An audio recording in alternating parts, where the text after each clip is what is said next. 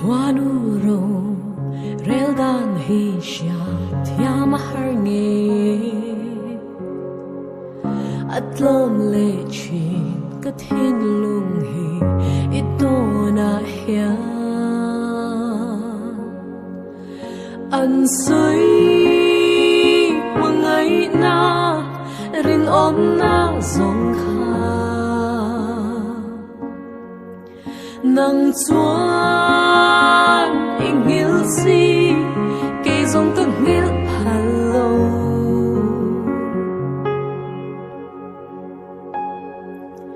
nang ang reng kalung dum tu hi piang le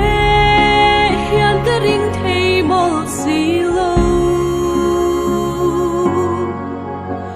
du ai ka sam wa em ni le lung run thei se voi khát sâu ta min phóc lệ la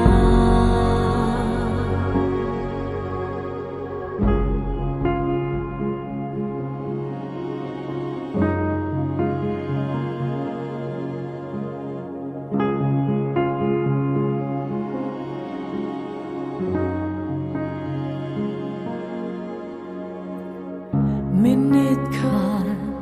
bộ cái tan xóa để are em ấy vui khát giàu tal run hoi lệ la cái đam mà na mà sẽ tan cái linh lâu cái hai lâu rung run a true ta si mo mang cha ti mai zong